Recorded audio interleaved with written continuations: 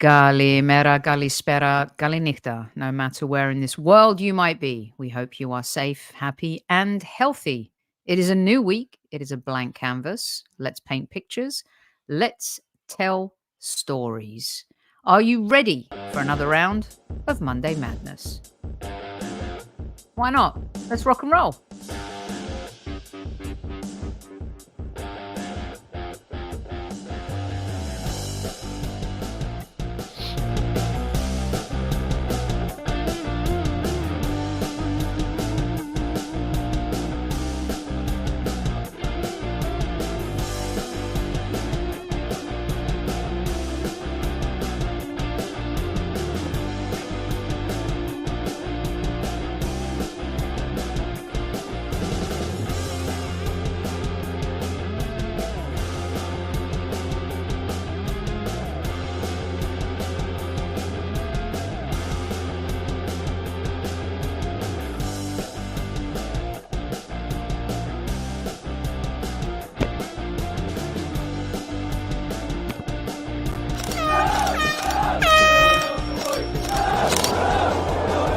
Mind the gap between the train and the platform.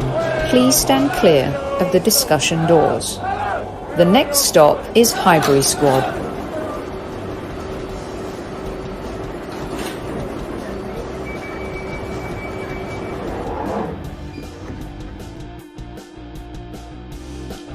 It is indeed another live edition of the Highbury Squad this Monday Madness. Let's fade the tunes. They're nowhere near as good as Kev's Funky Friday tunes. Let's just put it that way. But here he is, my podcast brother from another mother, Mr. Super Kevin Campbell. Hi, squaddies. Good to see you. It's been a week. And you know what? We've got plenty to discuss, haven't we? What a weekend we just gone through. And I won't kick off just yet until I get my starting orders. At ease, squaddies. At ease. Just like Max Verstappen, Super Kev is waiting for the green light. Yeah, incredible. Yeah. By the way, how crazy is it that Lewis Hamilton hasn't won a race in 2 seasons? That is shocking. Hey, let me tell you something. That from having the best car, yeah, to being nowhere in 2 years, I know. That makes no sense. I think it comes from the top. Soph? I kind of want that to happen to Man City, not to Lewis. Well, listen, with what's going on in football, etc., something's going to give. Yep. And you know what? When he was winning all those races too, to be fair, Kev, no complaints. I mean, there's cyclical. Sports is cyclical. You know that. You're a champion. You've won the league. You've lost the league. All about timing. You were one game away from being invincible. High margins, Kev. And I tell you something, if someone showed up, we'd be able to talk about that. But we'll get to that in a second, shall we? Before we do, let us welcome the couple of the over 100 already that have joined us live. We got our Chief Like Officer, Tammy's in the house, of course. We got Hawkwind, Desmond's here. We have, let's see, we got Carol. We have Ian's here, one of our loyal listeners. Bless Ian. Doesn't get as much of a shout out as everyone else, Kev. But let me tell you, he's one of us. We have Trevor. We have Run with Cows. PW, Galimera, Galispera, my little Greek bubble. I can say that because I'm Greek and I want to get offended. We got the Flying Dutchman. This should be interesting. It would if our other guests showed up. You'll find out about that in a minute. We have Mark here, 33 fivers, still waiting for one. Mr. Bungle. I had a friend whose nickname in school was Bungle. He's a lovely fella, but he's a Liverpool fan. Guna Works is here. Lone Star Londoner is here. Brady's Banana is here. Everyone is here. Super Kev. I could be here all night reading out everyone's names. GB, Amira, the whole gang. All right. So let's get stuck in, shall we, everyone? This fine Monday Madness with the legend that is Super Kevin Campbell. I did have a show prepared. It was excellent, by the way. And it took me a long while, just saying, getting it all together. Yeah, Super Kev. Sip out of that Vinny mug, which we'll be giving away quite a few this holiday season. But yeah, Kev, you showed up. You're here. Just wondering where your teammate is. Is he? He's not here. But to be fair to him, listen, I was ready with all these beautiful pictures. I was ready to go like George Graham, Kevin Campbell. I was ready to look at this, Kev. Look at David Hillier trying to tackle Rocky. How about that? Well, listen, Rocky wouldn't have it any other way. I swear to you, he'd love it. He loves it competitive, and obviously when the Arsenal, that was that main road, I think. When the Arsenal come to town, we're going to be competitive, and there we all are. Look, title winners, great lads, all great lads. Even the big man beside me, Andy Linnigan, there was a great guy. Honestly, do you recognize this fella? No. I mean, another kit right here. I quite like that kit, actually. Look, you are super shaved here, Kev. Super shaved. Oh, yeah. It was, I can't remember where we went on pre-season, but it was just, I just said, shaved it off. I shaved off all my hair. And then obviously it was starting to grow back there. So, yeah. Super Kev, this is the stripy sock kit, isn't it? It is, yeah. It is, yeah. I love those socks, by the way. I have a pair. They're fantastic. Well, let me do this, shall I? I've got a couple of housekeeping things, but I think what I'm going to do, let me put your comments up as well. Yes, absolute legends. Look at them. Winners, total winners. All the love for Rocky. Hello and good evening. Hola. Get some run in that coffee, Super Kev. Smashing the likes. Absolutely. Brilliant stuff. So we did have a show prepared, but I'm going to hand it off to Kev for Kev's kickoff. And then I think I'll do the housekeeping after that. By the way, for those of you who usually write and say, 20 minutes introduction, that's how we do things here. We talk, we hang out, and then we talk football. Super Kev, Kev's kickoff this week. What you got? Well, it won't be long because it won't be long. Trust me. I've got a question for the squaddies and anybody who's listening. Do we have the belief? Because, Sophie, for all the issues and the panic during the international break, I'm sure we're going to cover a lot what went on, but I'm just speaking from my little spot. Ramsdale started for Arsenal. We were told he wouldn't by people who know more than us, and kept a clean sheet, regardless of there were some hero moments, we know that. Arsenal ground out another victory in a London derby, which was really important for us. Much maligned, and a player who's been checked constantly, Kai Havertz, comes on, makes a difference, and won us the game. There you go. And we go to the top of the table, Soph. And this is why I asked the question, do we have the belief? Because it seems like anybody who's taken a shot at us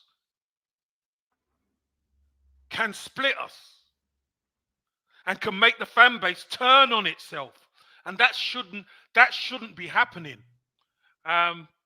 So do we all have the belief that we can get the job done? And yeah, we're not playing as free-flowing as last season.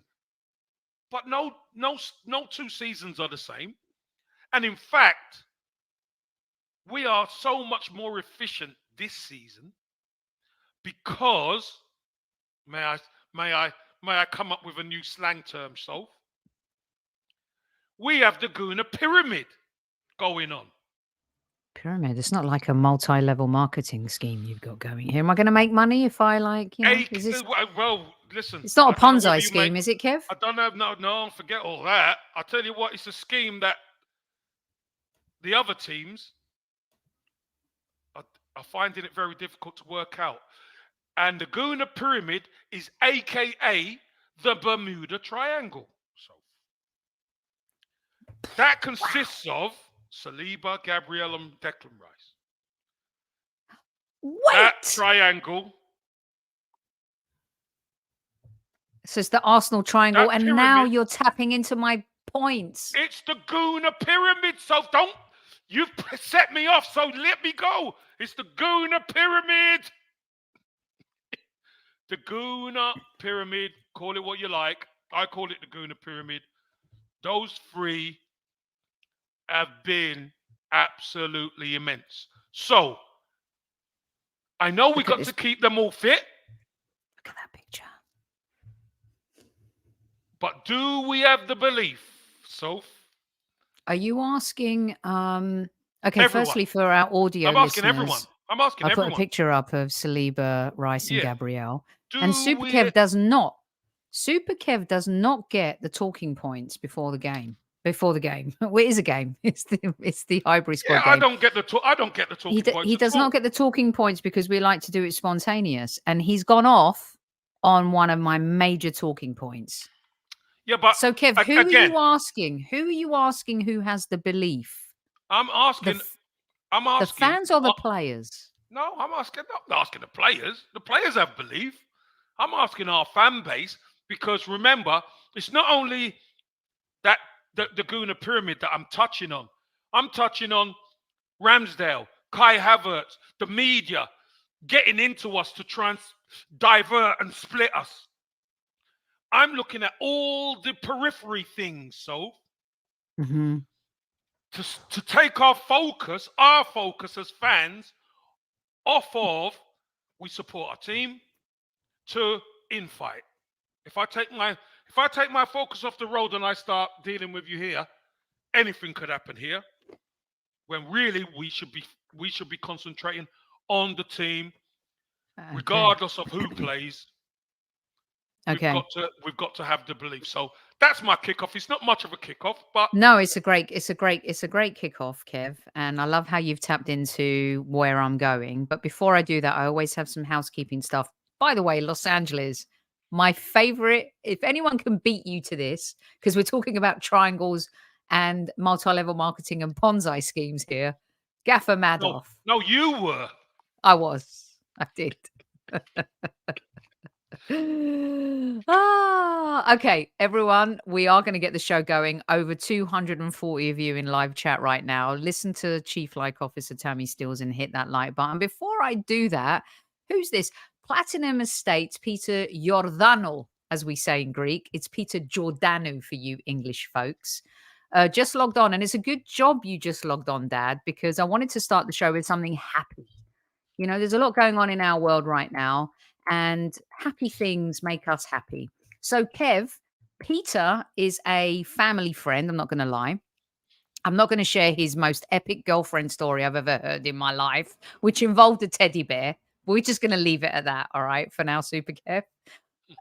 But Peter's beautiful young son, Rory, and here he is, was the mascot for the Gunners. Squaddies, let's show Rory some love, okay?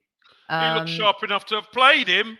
Hello, Super Kev. I mean, he looks pretty suave here, does sharp. Rory. Here he is walking out, holding Captain Odegaard's hand. A very proud moment for Dad, of course. And here he is in the lineup. And I think right here, Martin Odegaard, listen, this captain who doesn't dictate not only on the pitch to the players, Super Kev, but he's telling Rory, look at your dad. He's trying to take a great picture of you right now. This is Dad. That's where the Highbury squad is. He said, look over there. That's where the Highbury squad is. So give him a wave. And he didn't wave. This is Dad and Rory. This is them sitting in the coaches area as well. And this story doesn't stop here, by the way. Rory is part of the Omonia under 11s. He also plays for Ashmole Year 6. And do you recognize someone in this shot, Super Kev? Because our family friend Peter coaches a team that Reece Nelson's cousin plays in. And here is a picture. When people talk about footballers, here's Reece showing up for some random game, all right, with all these under 11s, Kev. You've been there, you know it. what a moment for Rory. Not only does he meet Reece, but also he's the mascot for the Gunners on match day. I think he's got it boxed off, don't you, Soph? That Rory's got it all boxed off. Nah, listen, as far as I'm concerned, it's great for the kids to have Reece Nelson turning up. Obviously, he's got a cousin involved, but still. And it's not just that team, it's the opposition as well to know that Reece Nelson is there. Always puts a extra yard in your play because you want to impress a Premier League footballer. It's really, really nice touch. Yeah, and I love it as well. Well done, squaddies, for recognizing. And Nice one, Rory, by the Rory. way, Rory is a lucky mascot. He is a very lucky mascot, because we won. And also, Kev, you may know, Peter is Alex's cousin. So Alex's it's all cousin, in the yes, family. all in the Yes. family. Frosso, love her to bits. Alex, love her to bits, and Alex worked for Arsenal for many a year, looked after me fantastically. As Arsenal family, never, believe you me, never forgotten, never ever forgotten. No, no. And we love that he's watching. Rory, well done. Congratulations on your beautiful moment being the mascot for the Arsenal at Brentford. As Super Kev said, you're a lucky charm for us now. Family is everything. And yeah, we love this story as well. Well done, young Rory. And good luck to Omonia under 11, Super Kev. You know what it was like out there, under 11s, just grinding away, trying to play and make your mark. And to Ashmole Southgate, year 6 as well. Good luck to all of All the you best, for lads. the All the season. best. Yeah, all the Absolutely. very best. And look, I'm sure this fella, Super Kev, was playing under 11s someday, one day, once upon a time. We're going to start at the very tippy top of the show. The chemistry of Kai. He's been much maligned. Mm-hmm. He's been attacked. We have supported him fully on this show since the beginning of the season. And a lot of Arsenal fans have shown a lot of love for Kai Havertz. What a moment for him. Let's start with the positives. This really was the moment that he needed. Talking point number 1, the chemistry of Kai and how some fans just don't get it, Kev. Yeah, look, you spend 65 million on a star, and you do expect certain things. Of course, there's expectation levels, but sometimes it doesn't always work out as the player would, or the club would, etc. There were times where he played. Obviously, it went okay, but it was just normal. It wasn't stinking the place out, and he wasn't ripping any trees up. It was just like normal. It was like, does he actually improve us? But I think this was a really big moment for Kai Havertz. To say we were struggling, I think is being a little bit kind. Defensively, they were stretching us at times, but as an attacking force, so it looked like we wouldn't score. Obviously, had a goal chalked off. Trossard's goal chalked off, which was a little bit debatable. But we needed a spark, so just when this team needed a spark, Saka sticks a great ball in at the back post. And we've often discussed it on here. We need him ghosting into the box. And we've seen him in certain positions and the ball doesn't come in, so. Now, the ball came in and the moment was the right moment.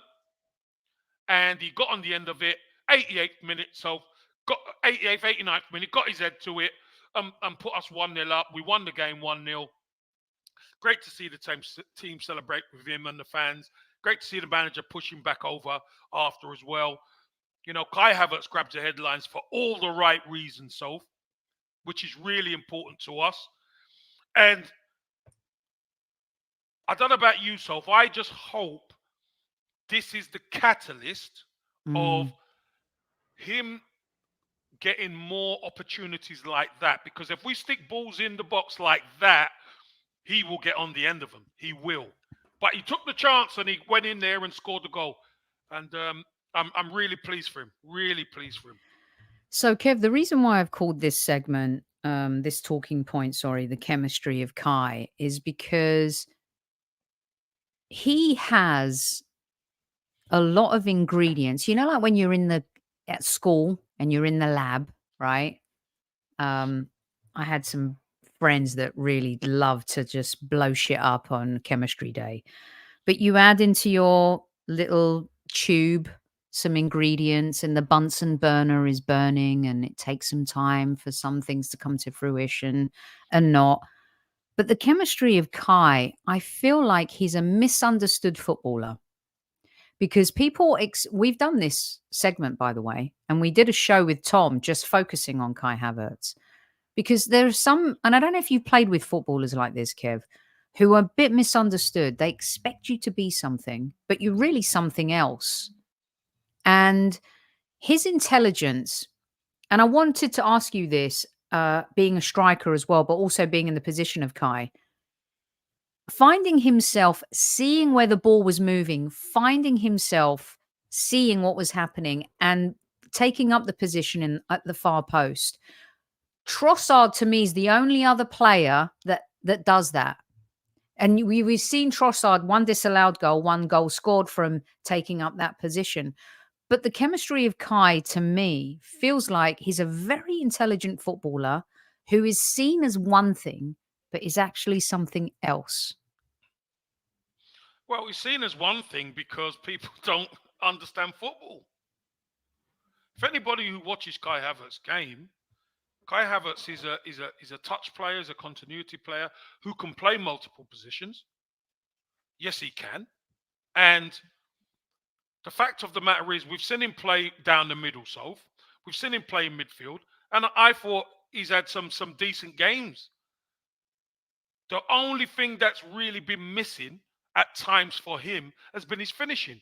There was one particular one. I can't remember who it was against, and the ball came to him in the box, and he went to like control it, and it come off his foot. Was it Spurs or one of them? Yeah. When he should have just smashed it, you know. There's been a couple of those. But that was his confidence. His confidence. He's a confidence player, and it didn't quite work out for him there. But this is why I'm saying to people, you must understand what this game is like. And this is no disrespect to Chelsea. And he's played at Chelsea. He's won the Champions League for Chelsea. Playing for Arsenal is different. It's different. That cannon on your chest is different. It really a lot of haters, is. a lot of haters, Kev. A lot of people in chat, even the chemistry of Kai is rubbish. I still don't really know what he does. He just needs to be a bit more vocal and direct. Not having this at all, utter nonsense. Was he an upgrade on Xhaka? I mean, but there's also a lot of support for him, by the way. Here's the funny thing, and this is the funny thing, Soph. How long was Granit Xhaka at our club? 5 years? Yeah, qualified for Champions League in the last season that he was there. All I'm saying is Granit Xhaka got 5 years or 4 years. And his last year was his best year. Was his best year. Kai Havertz has been at the club how long? 4 months? 4 months? Not even. August, September, October. No, 3 months. So 3 months. So, again, there has to be some balance.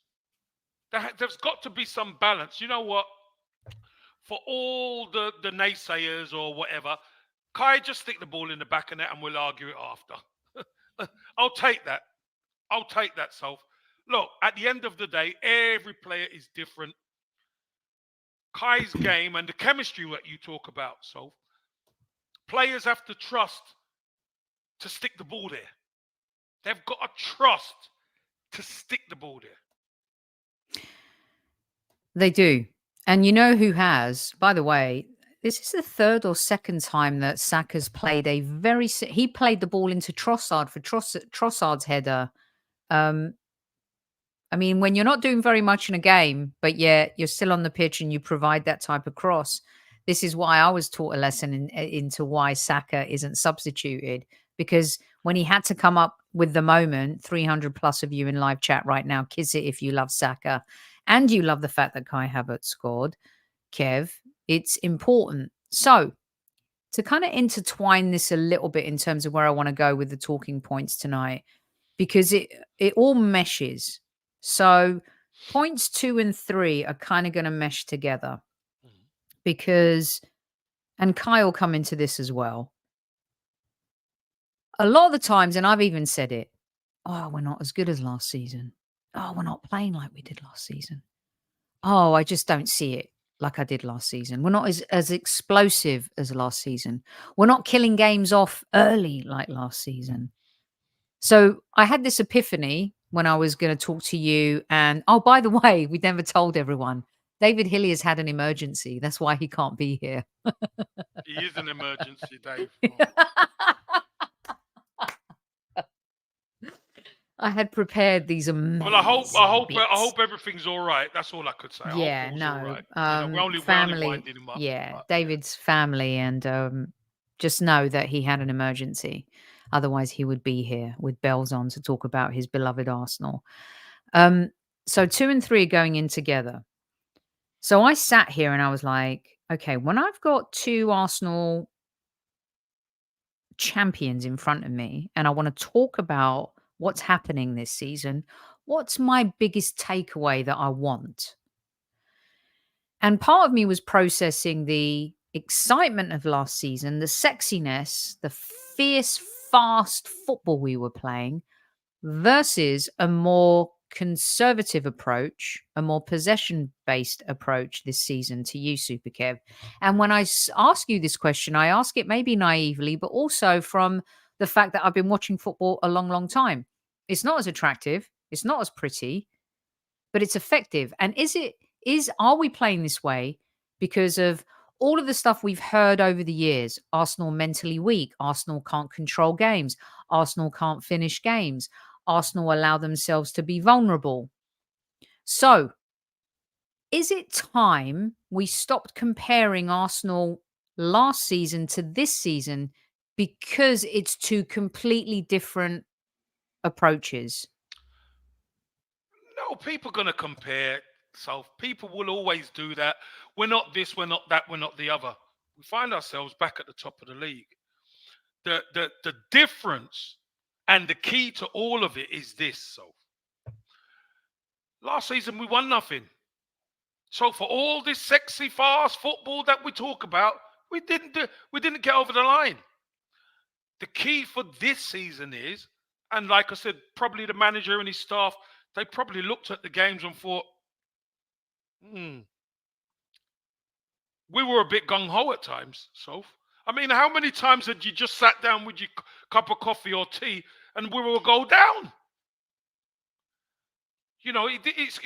All that stuff is crazy. So I think Mikel Arteta, we've always tried to be a possession-based team.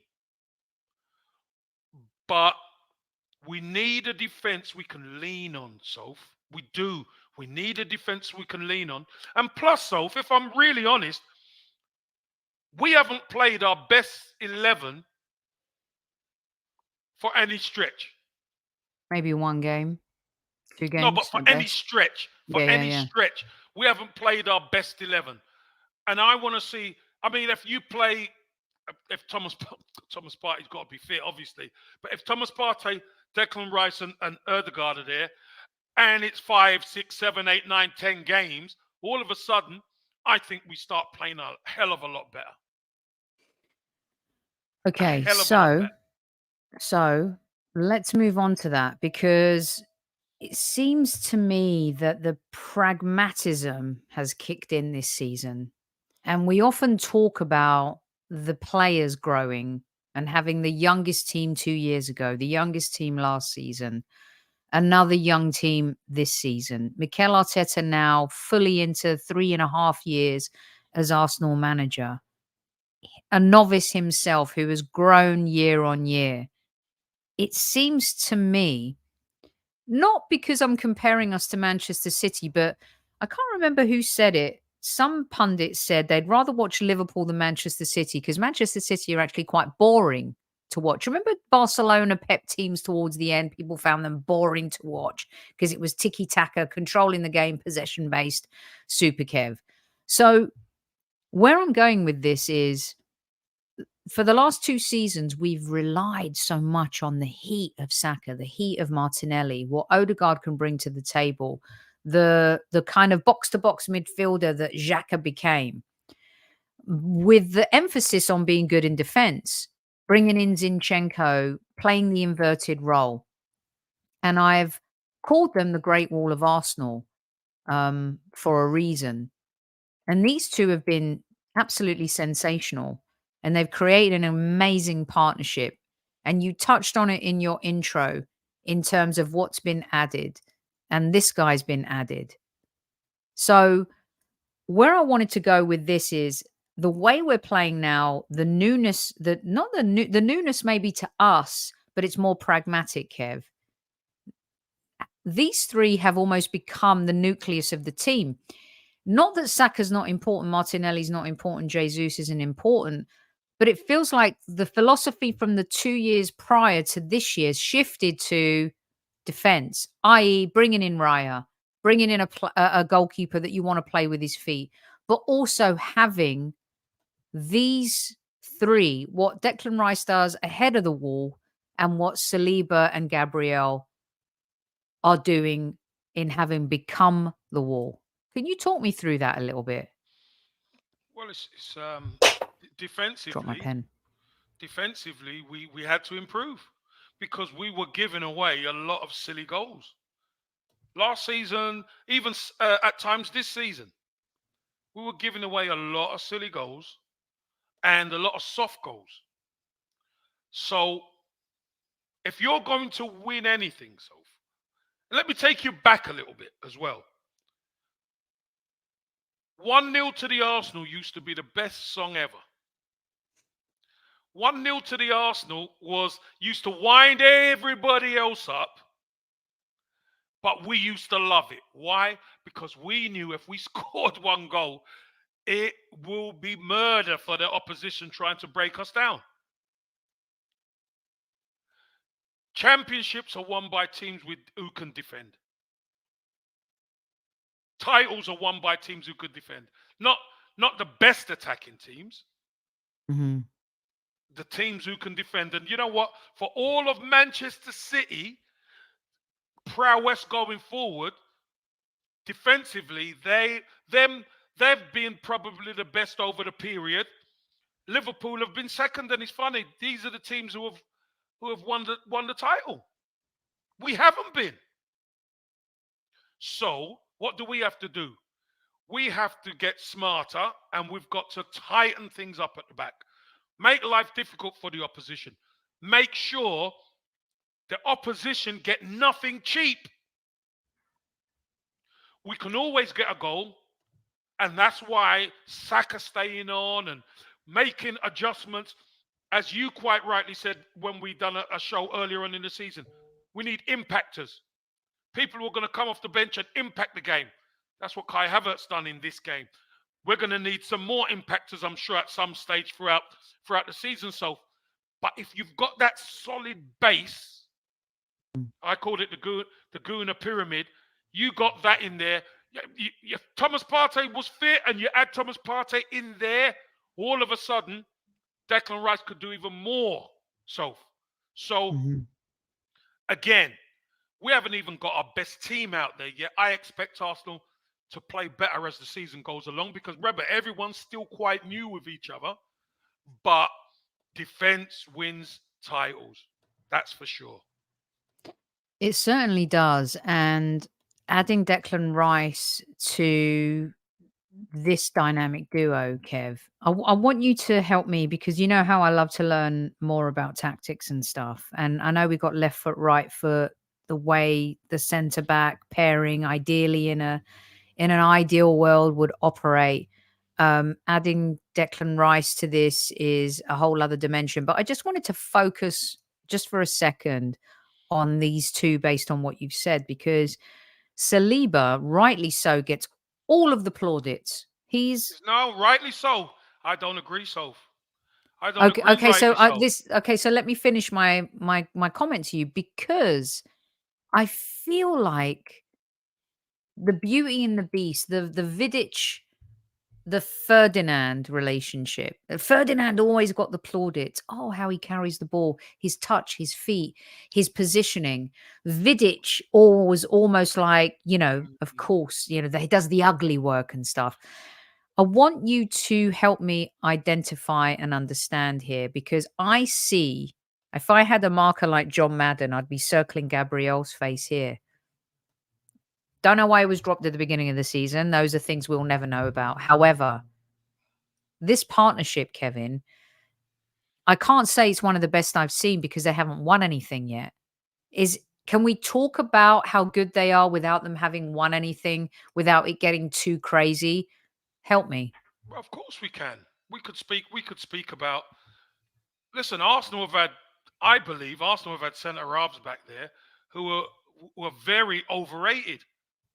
Arsenal fans took people to their heart who couldn't, as far as I'm concerned, couldn't lace these guys' boots. Now, in some of those teams, Soph, if you had these two in some of those teams, we might have won a title. Ozil, Santi, Sanchez Arguably, team? because we had defensively, these guys were quality, but offensively, we had we were awesome going forward. But I thought we were very, very soft at centre back, and soft meaning when the opposition started to get rough with us, we couldn't handle it. Now, you get rough with Saliba, he's cool, calm, collected. He's physical, he's quick, he's big, he's strong. You try and get physical with Gabriel. Oh my God, he loves it because he loves that fight, he loves that battle. But again, the balance of the two. Gabriel's the aggressor. He loves to go after people, he loves to put the body on them. But also, he allows, and this is why I believe he was kind of rested a bit at the start of the season. He allows Zinchenko to join in.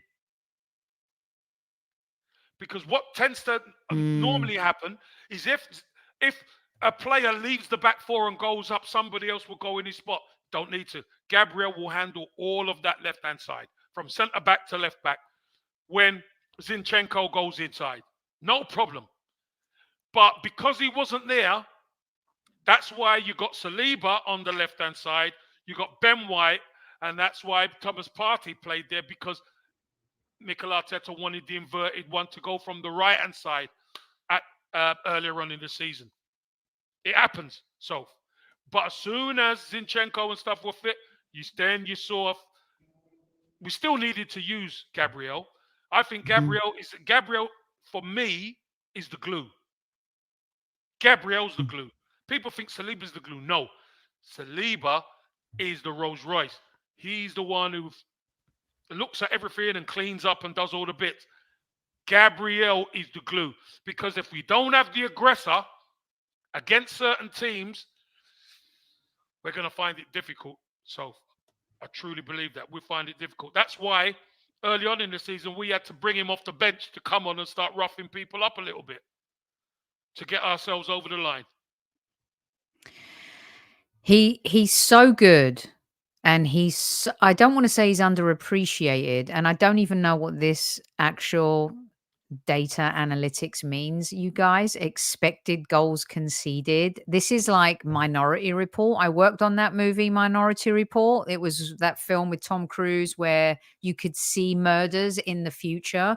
Is this like a futuristic look at what goals might be conceded per game? I don't know, but we're top. Look, Arsenal, right there. It's on the games that have already gone. So the rating, and it's 1 point whatever better than Manchester City, isn't it? So listen, if you want to take down the king, you've got to be better than him in certain aspects. And defensively that's where Manchester City, a lot of people always used to bypass City's defense. City's defense are really good, really good. But we've got the component. We've got the Phantom in Saliba, and we've got the Cullinan in Gabriel. You know what I mean? Can be sporty if you put a kit on it, but it's big, strong, physical, and it could do everything. Do you know, if I was going to do a photo shoot with those two, if I'm putting my film industry hat on, I was thinking, what film? I mean, Gladiator's obvious, dress like Maximus and stuff like that. I'd actually dress them like Reservoir Dogs. Black suit, white shirt, black tie, Super Kev. All the defenders. And yeah, or that. But then when you have these two, and now you've added this guy who saved the bacon of a goalkeeper we all love, to identify, to have the vision. I think this is where I'm going with like points 2 and 3 on Monday Madness talking points, is they all intertwine with each other. You've got this super generational defender, right? You've got this totally misunderstood defender who is actually a lot better than people think, more technical than people think. Positionally, I think he's one of the best when it comes to clearing headers in the league, Kev. And unless the forward's got both arms on his back. Yeah, of course. And then you add a player like this, who I've lost count how many player of the matches that he's won, Declan Rice, and how he rallies, but how he just puts his head down and works, how positionally he can be there in the moment to back up his players. Riff off what you've said about these two. And a lot of people talk about the 8, the 6. Where is Declan Rice best suited in this particular Arsenal team at this time?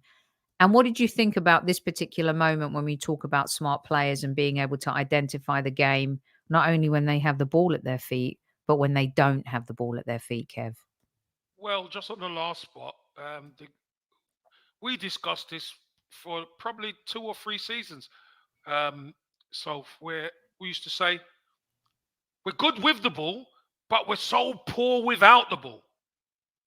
That's where we left a lot to be desired. That's where Manchester City and Liverpool used to absolutely wipe the floor with us because they were so much better without the ball. Now, you bring Declan Rice in, and Declan Rice can affect the game in so many different ways. I remember me and you speaking about the signing earlier on in the season, and I said Declan Rice can affect the game in a second solely because he will go and press somebody and win the ball, nick it off them, and set up an attack. That's what he's really good at as well. So it's not just when we've got the ball; it's when we haven't got the ball. Declan Rice can affect the game. He's got the lung capacity. He's got the legs. He's got the physicality. Right now, somebody just put it there. Right now, for us, with no Thomas Partey, I know Jorginho's come in and done a good job. But Mikel Arteta's not stupid. He knew in this game against a decent Brentford team who give teams major problems at the G-Tech, you needed Declan Rice in the number 6. We needed the Guna pyramid, the triangle in there, the Bermuda triangle, to protect everything. And yeah, listen, there were Aaron Ramsdale started off very nervous, so very nervous. But who bailed him out? Declan Rice again. Without the ball, what does he do? He gets himself back on the line, and saves and keeps us in the game. So that's unbelievable. That move right there, Soph, is as good as Kai Havertz's goal. It is. He saved the goal. Well said, Super Kev. Well said, because same with Zinchenko's. Yeah. Fixing his own mistake. Yeah. Yep. Saving a goal is as good as scoring a goal because it keeps you in the tie for Kai to come on and score. So, well done to Declan. Listen, one thing I will say, and I'll ask a question. How many Gooners even thought Declan Rice was this good? I'll tell you, my cousin George did not. I'm not outing you, George. 105 million, and you look at West Ham from afar. And do you remember, so you asked me, was it? I asked you. Let me tell the truth. Yeah, I said, Kev, would you want Rice or Bellingham? And you went. You always said Rice. I said, for who we are now, Rice. Definitely Rice. And by the way, Bellingham is having an incredible season. Came Don't back get and me scored wrong. a goal. Came back and Came scored a back, goal scored a after goal, being out. and you know I'm a huge Real Madrid fan, so he's doing incredible. But for what we need as a team and a club, this is our guy. Apparently Gunnar Russ is saying, I knew it. I told judges, all my mates, he was different gravy. By the way, Gunnar Russ has been giving us some of the best centre-back combos, Kev, as the show has been going on. You know what? I've never seen, I can't remember a player who has moved to a club, and maybe even a rival club. We're rivals, we're London rivals, and just fit in so seamlessly. It feels I to me when I see him, I never think of West Ham. I never feel like he ever played for West Ham, Kev. He Well, you know he just did, but fits. because the transition has been effortless, Soph, hasn't it? It's been effortless in our team. He's just fit in so well, and no matter where he plays, whether it's the 6 or the 8 or whatever, he's so consistent. His level of performance is so consistent. So, and this is what we've really missed at times, Soph. You know, where 1 week a player will be an 8, and the next week we used to do all we used to do what do we call it? The play The ratings. ratings, the player ratings. Yeah. And we'll have one at an 8 1 week or a 9, and then we'll have a 6 and a 5 and a 4 and this. Declan Rice has been 7, 8, 9 week in, week out. 7, 8, 9, 7, 8, 9, or whatever. He's been so consistent, so consistently good that he's made such a difference to our team already. And you know what, Soph? I think there is so much more to come from him because his skill set. You know, we start adding key pieces to this team to allow him sometimes to play 6 and sometimes to get on his bike. Behold when he starts finding his feet scoring goals. Because I truly believe at one stage, we're going to expect Declan Rice to get 10 goals a season at some stage. Because that is his natural progression. I know this sounds crazy, and you guys can call me crazy, but this is just my Greek coffee cup talking. I don't think Declan Rice will play for another team. I think Declan Rice is the kind of English player that loves to play in England, be part of the Premier League. I do. I don't know if there's been a signing like this. I actually think Declan Rice will be at Arsenal longer than Saka. Call me crazy. Well, so if we're serious, both of them should be retiring at Arsenal. Yes, they should be. A lot of these players we have now, we may lose at some stage because they're foreign or whatever. I get it. But the mainstays who are British, they should be only playing for one team, and that's Arsenal from here on out. 100%. 100%. Yeah, I'd like to see, and you know what? Don't at me with the whole English thing because I've had enough of that with the Ramsdale debate. Okay, thank you very much, everybody. I'd love to see a Tony Adams moment. I'd love to see, Steven Gerrard. Okay, there was a blip in the radar. He was going to go to Chelsea, but he still stayed at Liverpool. Jamie Carragher, Ryan Giggs, on the pitch. I'm not talking about Ryan Giggs off the pitch, but I feel like he feels to me like he thinks he belongs there and has belonged there his whole life. I don't know what it is. Well, he's developed and he deserves it, Sophie. You see, this is the key. And if you remember rightly, obviously he was at Chelsea, then he went to West Ham as a young player, developed himself all the way through to captain the team, win a trophy for the first time in a long time. But then he's developed to a point where he couldn't go no further at West Ham. That's just the facts. He couldn't go no further. And the opportunity had come for him to move to a team who can challenge or where he's going to go and make the biggest impact. If he went to Man City, he's not impacting City the way he is Arsenal. No. No chance. No. But he's making such a huge impact to Arsenal. The key for us, Soph, is always to get the pieces around so we can win trophies. And once we start winning, Totally. it's going to be so important for the likes of Rice, Saka, Martinelli, all these boys. This is why Super Kev and I was saying hold the mayo on everyone talking about Maddison being the signing of the season so far. Maddison's guaranteed an injury. Here it is. It's happened, right? If we're talking about where you are on the table, consistency, every single game, Declan Rice is not only the best player in the Premier League right now in terms of consistency. Super Kev, I put him as one of the best, if not the best, in Europe. Harry Kane is scoring goals for fun at Bayern Munich. There's a lot of good things happening with Jude Bellingham at Real Madrid, of course. But he's up there. If there's three players that are rocking it right now, Harry Kane, Jude Bellingham, Declan Rice. That's it. And his impact has been, wow, amazing. Alexis Sanchez had an amazing impact when he came to Arsenal. But like you said, Kev, he never had the other pieces around him.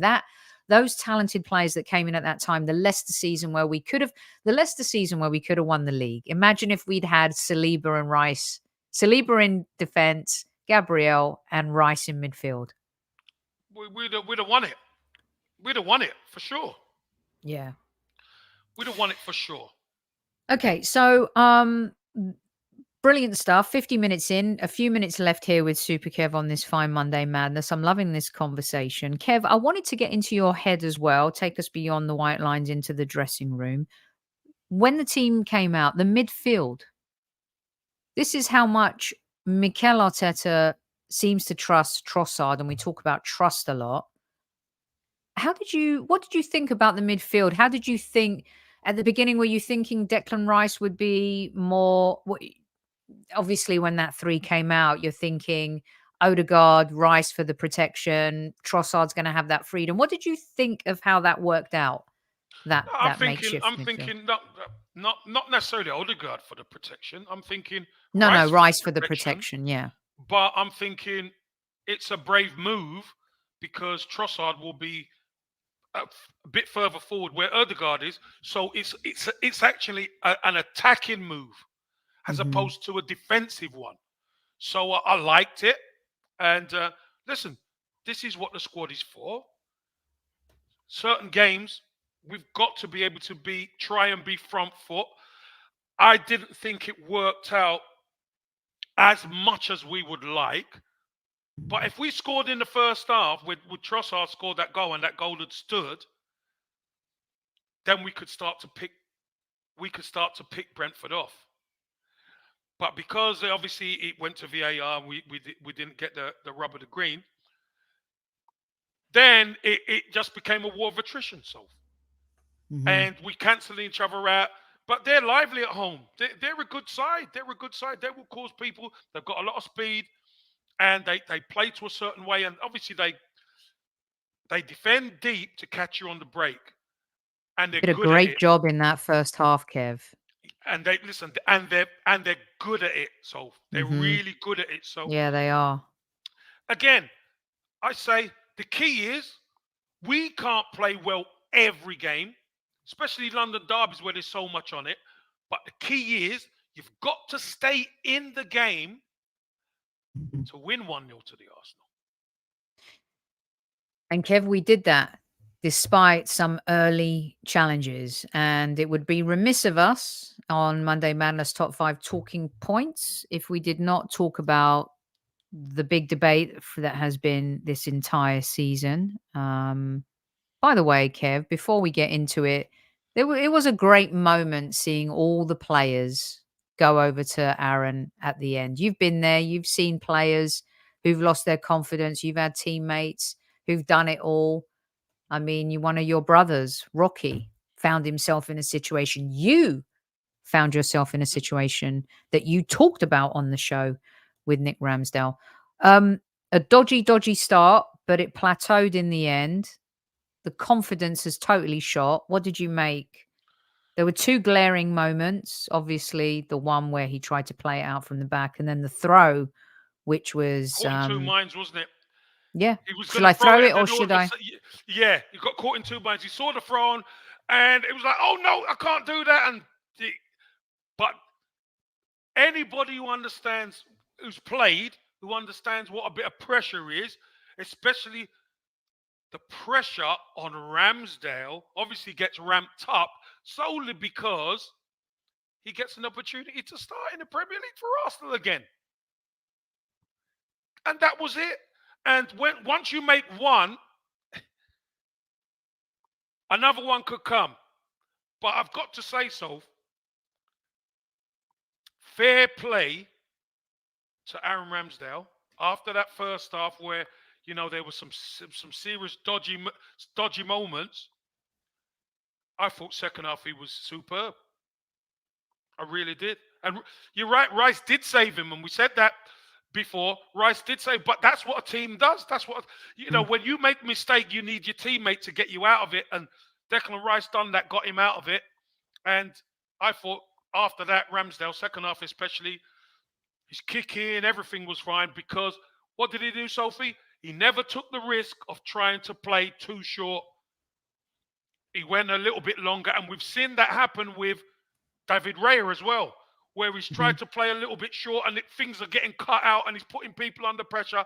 And the moment when he starts to bypass the defenders and a little bit of the midfield and play into people, we look a different team. So, it was a little bit hairy at times. First half, 100% it was. But Aaron Ramsdale done his job in the end. And do you know what? Kept a clean sheet, Soph. That's the name of the game. We win 1-0, kept a clean sheet. Yeah. It was a difficult game, and it's a difficult. Listen, we all feel under pressure in life. When you're under a pressure in life, under a microscope, it's tenfold. Super Kev will tell you that. He hasn't gone long without scoring goals, but Kev, when you haven't and you need a goal, there's pressure. You felt that. Same thing with being a goalkeeper. Well, the fans have no idea. No idea what it's like. Because you got to remember, this is not only your job, it's your career.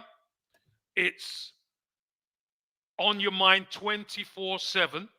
And you play with your kids and you do that, but it is there. Because everybody talks about it. Yeah. Everybody talks about it. You can't, you might meet up with friends and you get relief for an hour or two or whatever. But as soon as you switch back, it's back onto it. So you cannot get away from any of the pressure. So the key is you've just got to be able to deal with it. And I thought Aaron Ramsdale dealt with the pressure obviously a lot better in the second half. But he felt the pressure first half. He did. We've seen David Raya feel the pressure of playing for Arsenal. So yeah, I mean, he could have had a mistake that led to an Alvarez goal in the first half against Manchester City. Jurgen will happily answer this question, and I'm going to let Kev answer it because I know what he will say, but I will tell you, listen, if you think our interview with Nick Ramsdale on this show has any influence under Mikel Arteta or Aaron Ramsdale, I would be the first to say if they're that affected by it, that's weak sauce. And neither one of them are weak sauce, as we've seen. So my answer to that is absolutely 100% no. No. What it has to do with is he's competing at the highest level to be Arsenal number one again with a goalkeeper who's come in with glowing stats. Now, it's hard to warm up to a player who's just on loan. Seafold under Martin Odegaard. When we re-signed Martin Odegaard, a lot of Arsenal fans threw their toys out the pram. Didn't want him. Right? So spare me all of that.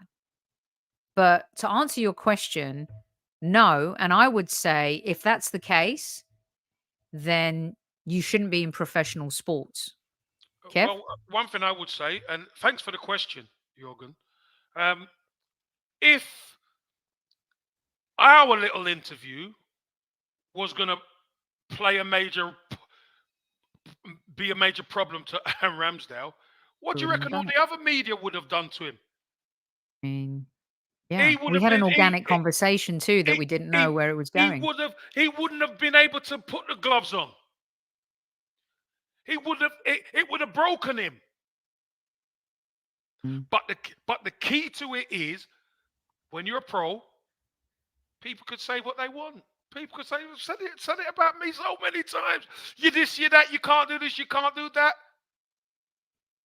Doesn't matter. Doesn't matter what it doesn't matter what anybody thinks. Because you know what? I'm a professional. I train every day, and it's my job to do the job to the best of my ability. It's got nothing to do with an interview here. And if you think that, Mm-hmm. I think you really need to start to understand what it means to be a professional. Because Sunday League, yeah, you could understand if somebody's giving you a bit of stick and someone gets affected, fair enough. But we're talking the top of the top, Jorgen. Any interview that's done from where he's got to, and here's an even bigger incident. So not about our interview. How about the stick he got before he even joined Arsenal? I mean, this is a joke, but exactly, If Super Kev. if if he couldn't handle the pressure, he would have never put the gloves on for Arsenal because it was we don't need him. He's been relegated twice. Look at all the crap he had to deal with before he even signed. He switched off his I think it was Twitter or Instagram or whatever he done. Yeah, way Solely before. because he was getting so much stick. So always remember, our interview does not affect the player. Our interview with his dad explaining how his dad feels about his son isn't putting added pressure on Aaron. Yeah. And Don Juan, just for your agenda, he lost his smile before he did the interview, by the way. And Yeah. grow up. Like, if you don't think that athletes are human, what do you think Jadon Sancho's going through right now? Someone who actually suffers from mental health, has spoken about mental health issues. You want to talk about being at a level. I'm feeling pressure. You want to talk honestly right now? I'm feeling stressed in my life right now. I have a lot going on. I'm juggling family stuff, work, this, Yeah. that, and I'm like this. And I feel it. And I don't have people glaring at me every day, asking questions every day, media microscope scope every day. I get to just get on with my life and try to figure the shit out of how I'm going to get through this and hopefully see light at the end of the tunnel. You're talking about someone who actually was doing their job pretty well, made some mistakes, which, by the way, I'll say it again, the forward line has made just as many mistakes. All right? You missed chances, Super Kev told you, More. right? Strike. We make more. So it's Mistakes. not easy. It is not easy handling life in our sphere, let alone when the microscope. And you know, the other thing you said, Don Juan, that really gets to me and that a lot of people do is if he wasn't English, da da da da da. He is English. He's part of the England setup. He wants to be England number. Stop this narrative. It's English football. It's the Premier League. It's in England. Do you think Italians talk about the English? Do you think the Spanish talk? No, it's English football. He plays in the Premier League for the Arsenal Football Club, one of the most important, biggest clubs in the world, let alone England. So, of course, there's a narrative. No one's hiding from that. So stop bringing that up as a whataboutism or a baton. A lot of people have. Just stop it. It's old. Of course he's English, Kev. It matters. to English fans. Of course it Who does. Arsenal are an English team, are they not? Of course. And it matters to Ramsdale as well because he's got designs on trying to be the England number one.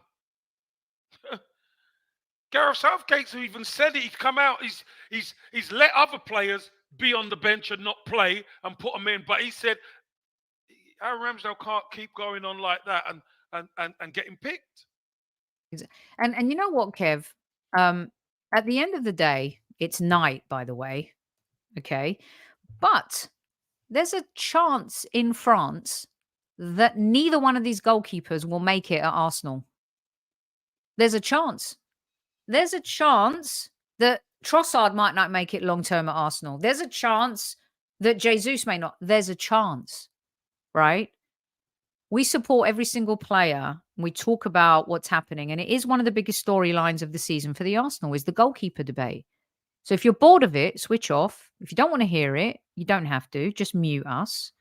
But in a game where Ramsdale came back after being out for a while, it was important to talk about it. He had a horrific first half. He was all over the place, and it's understandable, right? But if we're going to be forgiving of Havertz and then laud Havertz for scoring a goal and winning the game, that's the bit that makes me uncomfortable, Kev. Why is it okay for one player to get the hug and it isn't for the other? And that's the final talking point this evening. What do you say about that? Well, I would say Ramsdale is loved by the squad and by a lot of the fans. I see a lot of I see not a lot, but I see fans quick to throw Aaron Ramsdale away, just throw him away because they see Raya as the number one now. And I've said it before, so we're going to need everybody. If we're going to do this thing and win this thing or do something, we are going to need everybody. So the fact of the matter, Aaron Ramsdale had a sticky first half, but his teammates helped him out. He's Declan Rice getting back on the post, on the line, clearing off the line to help his mate. That's what teams do. Mm-hmm. And there's going to be more hairy moments for us moving forward. There are. Raya's going to have difficult situations. But we want him to succeed. We want him to do well. We want him to succeed. So whoever is picked, we want them to do well. We want them to be we want them to be flawless. Yeah, we want this guy to become a legend, like Arteta's point. We want him to score more goals, Kev. We 100%. Want him. We do. Listen, we want Arsenal to win everything. We want Arsenal to play well every game. It's not going to happen. We want Arsenal to play flawless football and mistake-free football. It is not going to happen, everyone. Do you know why? Because they are playing against other top professionals as well, who are going to ask you different questions. But what we have done, even though we're not playing well, we've got that belief. And that's why I asked you at the start, do you have that belief? The team has that belief to come together and get over the line with each other. And I think we are taking some of this stuff for granted. I really do. I think we should be looking at Aaron Ramsdale went for a sticky spot, came through it. His teammates helped him out. Absolutely brilliant. Kept a clean sheet. Because I've seen Aaron Ramsdale play well and concede. Mm-hmm. Where's the balance there? Nobody says anything. I done well. We won the game 3-1. We don't want to concede goals. We want perfection, right? So we need those clean sheets, especially in London derbies. And Kev, isn't it funny? Isn't it just so bizarre that we feel that we are less superior to last season? We're playing inferior to last season. We have complicated conflicts, perhaps, in certain player choices in the team. We have a deficiency in a prolific goal scorer, number 9. But yet, we are top of the league. Haven't hit fifth gear. And this is why I asked at the top of the show. I don't think we've hit fourth, Soph. And if this is our gear for the rest of the season and we get results like this, it's very George Graham. I've seen this before, Kev. Oh, it's very, very George Graham, Kev. Sophie, do you know something? Does it remind you of which? It does. Does it remind you? It reminds me of the George Graham era. It does. Because you know what? Dominating ball, even when you don't dominate ball, the opposition could not break you down. And you get over the line 1-0 and you make adjustments in game and you bring people on to be impactors, Soph, and you get over the line. And you know what, Sophie? This is the truth of the matter. Half of them games were easily forgettable, but nobody cares if you get to the end and you win it. Oh, half of them 1-0 to the Arsenals. It's great, you're celebrating and all that, but it's easily forgettable. There weren't nothing going on in the game, really. We just got over the line because we're fully together and we just had a little bit more quality than the opposition. Sophie, I don't care how we win it. I just want to win it. There's certain games, like I've said to you, I didn't care how we beat Brentford. I just wanted to win that game. I was feeling a lot of players in that game, and I was feeling a little anxiety for Ramsdale, Zinchenko, because he's come under fire for his defending. I was feeling for Trossard being put in midfield. I'm like, I hope they don't come at you because you failed in midfield when you've saved us in so many ways as a super sub and a starter as well. And you're right, we're getting positive, the Arsenal perspective. Absolutely. Take that 1-0 all day long. Kev, there's going to be certain games, like Manchester City, to me, when we beat them 1-0, there was nothing glitzy or glamorous about it. But to me, it was the most perfect game under Mikel Arteta ever since he started. And you know what, Soph? We got lambasted by the media, didn't we?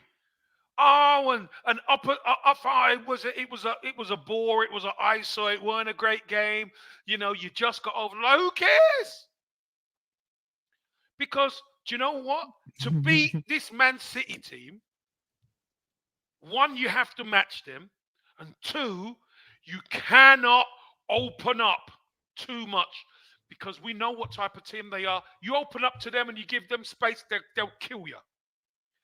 But what we done, we stayed in the game. And hey, let's be honest, we were playing 12 people. We're playing 11 players and the referee. Again. Right, we were, because let's be honest, it should have been 10v11 at one stage, because, there should have been a sending off. But we've got to stay in the game, Soph. We have to. And this is one of the things that I've got to say is an intangible. Being able to stay in a game when you're not playing well or whatever, but you're there and you win. Mm-hmm. That is a great sign to me. It is. And it feels like I don't want us to get into this mode of I want my sexy Arsenal back. I mean, look what's happening to Tottenham, people. They got their sexy Spurs back, 3 losses in a row, no plan B. Right? The point is, it's not as much fun to watch, but if it yields trophies, then no one's going to argue with that, So I think what we have to do, and where I was going with that question earlier in the show, is to rebalance, realign ourselves, because the team have. And as fans, we're expecting to continually see what happened last season, whereas that is not the same. And you tweak and you move. And you know what we've become? As emotional as our manager has been on the sidelines, and as emotional as some of the listeners tell me I am at times, we have become less emotional. And Kev, one of my favorite films is Lock, Stock and Two Smoking Barrels. Vinnie Jones at the end, It's been emotional. But my goodness, we are literally game by game taking the emotion out. Now, if Cold. that lasts between March and May or Cold. April and May and we're Got to still be cold. there, that's what Got to be counts. cold, Soph. Got to be cold. Cold-hearted. And you know what? I the reason why I asked about the belief, Soph, 1-0 to the Arsenal, we should be crowing. 1-0 to the Arsenal, that's our song. We should be crowing. Because you know what? 1-0 to the Arsenal is what is. It's not just what this club's about, but it plays a big part in what this club is. Yeah. To have that mental toughness and desire to get over the line. We should cherish that as far as I'm concerned. We should. Brilliant stuff. You know what? We will do an in focus. I can't remember who just put it up there. I just put it up there. But we will do an in focus on the attack with Kev. Next Monday, we'll do a 20-minute section just on the attack. Let's see how the games go.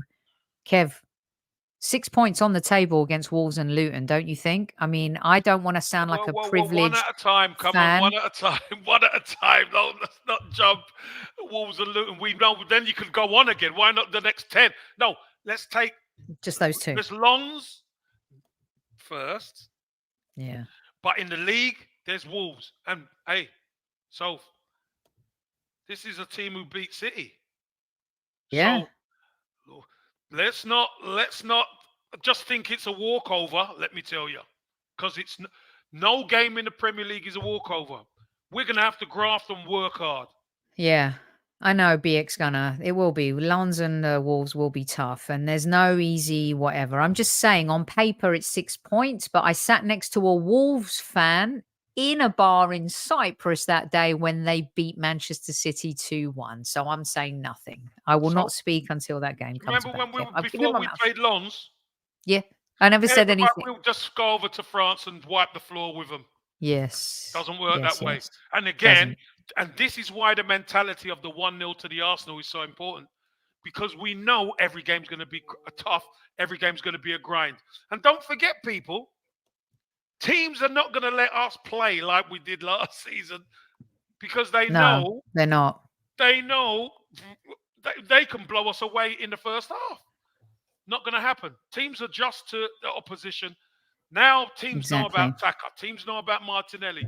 Teams know about Jesus. Teams know about Odegaard. So they're going to adjust accordingly. Yeah, that's what happens. It's like the quarterback, right? Quarterback comes out, shines. There's not too much tape on him, but eventually, quarterback gets found out. Well, he likes slinging itself, right? Yeah. So what do? Gung-ho. 2 deep safeties. You take away the deep ball and let him have to dime. Let him have to dime. Dunk and dime. Kev, all I know is my Broncos have been making a major comeback. Hello, Sean Payton and Russell Wilson pulling it together, but that defense is amazing. Plenty of Salibas and Gabriels on that defense. Kev, I would like to hand over to you, 400 plus of you in live chat. Thank you so much for joining us this fine Monday Madness. This brilliant conversation with Super Kev. I love getting stuck into the dotting the I's and crossing the T's with him on a whole bunch of this stuff. And we'll have more great conversations like this. Just quickly before we go, just want to give a heads up to everyone who's in the US on the East Coast, the Philly event, Arsenal Philadelphia holiday celebration and charity luncheon that's happening on December 9th.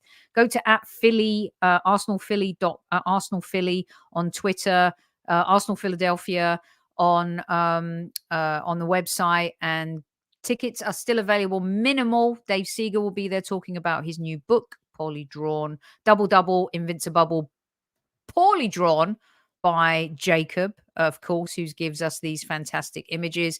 Go get your tickets. It's going to be a fantastic event. And Super Kev, I'm going to hand it over to you because I'd love for you to also talk about this legend who we lost just yesterday, Terry Venables. A quick word from you on that, and you take us out. Squaddies, love you so much. Thank you so much for hanging out, and tell your friends about the show. Kev.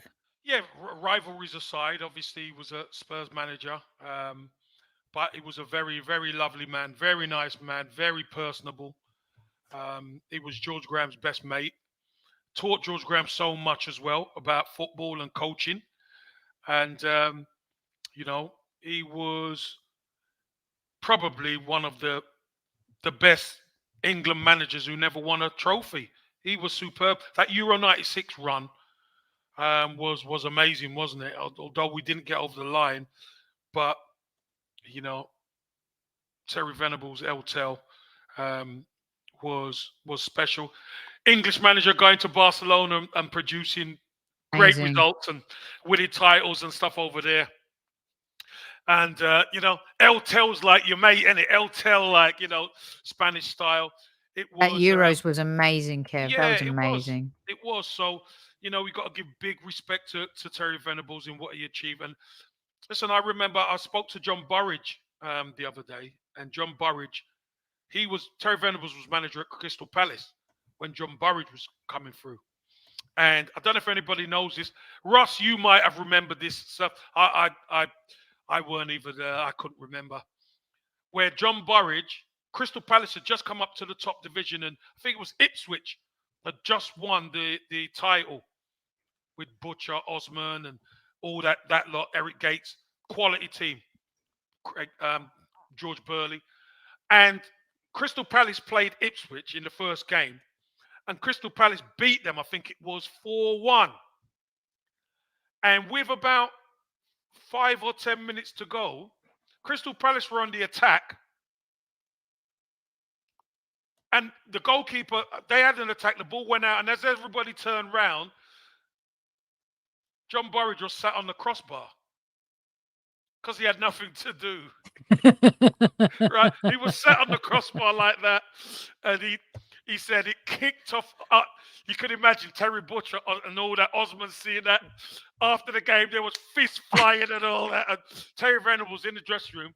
He said, "Budgie, stand up." So Budgie got up. Budgie thought, "Oh no, I'm going to get a fine." He said, "Listen, you make sure you do that again, because that's the best thing I've ever seen on a football pitch." So Budgie said he was a great guy. So we've lost one of the great ones, people. We've lost one of the great ones. So listen, condolences to the Venables and family and friends and everybody associated with Terry Venables. One thing I will say, people, and we always say this: make sure you tell your loved ones you love them, because you never know what tomorrow's going to bring. I'm sure there's people in Terry Venables' family who maybe didn't think he would pass so fast. So get on the phone, send a message, do whatever you need to do, and let them know that you love them. We love you. We really do. You see this lady here sets up all these fantastic shows for you. And do we believe not as many lately, Kev? Not as many lately. Do we believe David Hillier will show up again? I believe in Dave. I believe in him. I do. I believe I can fly as well. Anyway, listen, squaddies, we love you. Take care. Tell your loved ones we love them. We are one. We are together. We are together. We got to stick together, and we got to believe in this team, no matter who plays. So, squaddies, on that note, good night. God bless, and at ease, squaddies. At ease.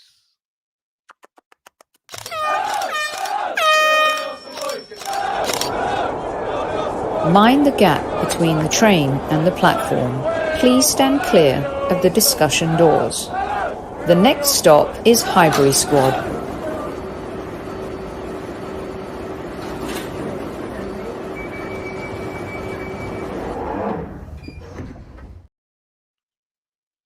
Trying to get all the love notes in there before we go.